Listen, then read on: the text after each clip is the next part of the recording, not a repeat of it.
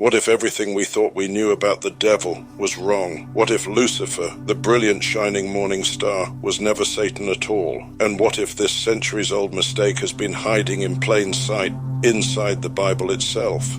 For generations we've been told that Lucifer is just another name for Satan, that he was once a glorious angel who defied God and fell from heaven in a blaze of pride.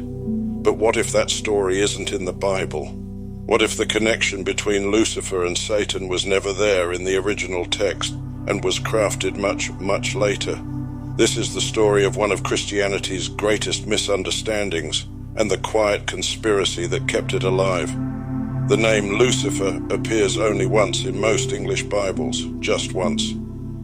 It's in Isaiah 14:12.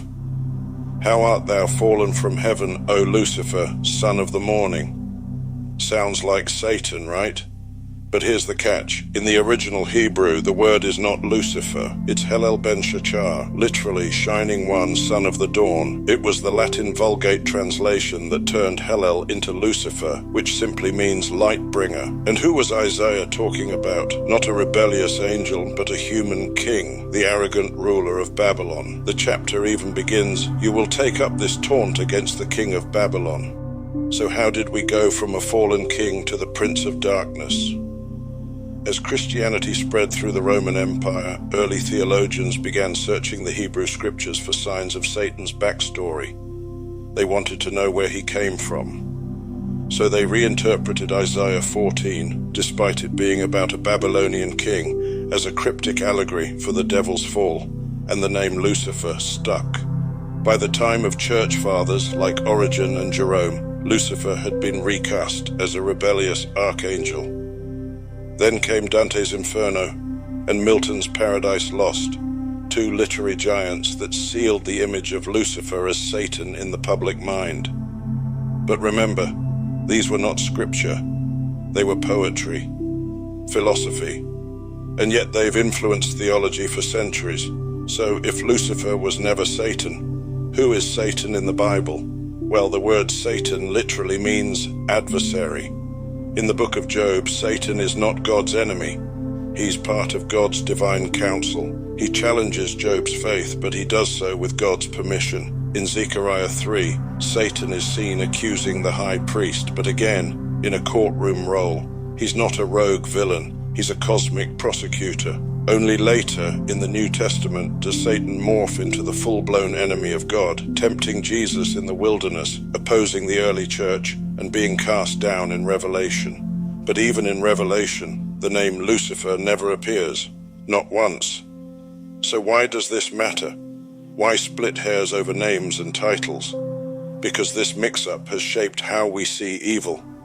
By merging Lucifer with Satan, we created a single, unified villain, a supernatural scapegoat for all rebellion, pride, and darkness.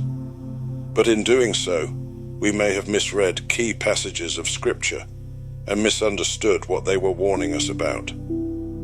Isaiah 14 was about the arrogance of human power, of empires that exalt themselves above God. But we turned it into a story about an angel's fall. In a way, we externalized the danger, made it something out there, beyond us. But maybe the real warning was always about pride, about political hubris, about ourselves. Some scholars believe Lucifer might represent a fallen deity from Babylonian mythology, repurposed as a symbol of arrogant rulers. Others argue that the conflation of Lucifer and Satan was a deliberate theological move to unify evil under one name, one face, one story. And here's where the conspiracy deepens. The church had powerful motives for solidifying the image of Satan as a singular cosmic enemy. It made heresy easier to define. It made obedience easier to enforce. And it gave people a clear figure to fear and to fight. Today, biblical scholars are peeling back these layers, asking hard questions about translation, context, and tradition. They're pointing out that Satan wasn't always evil, that Lucifer was never meant to be his name, and that perhaps evil isn't just some external force. Maybe it's something that rises within empires, within leaders, within us. And maybe the Bible was warning us about that all along. So next time someone says Lucifer and Satan are the same, pause. Ask where that idea came from, because sometimes the most dangerous deceptions aren't lies, they're misunderstandings, ones passed down for centuries, carved into doctrine and sealed with fear.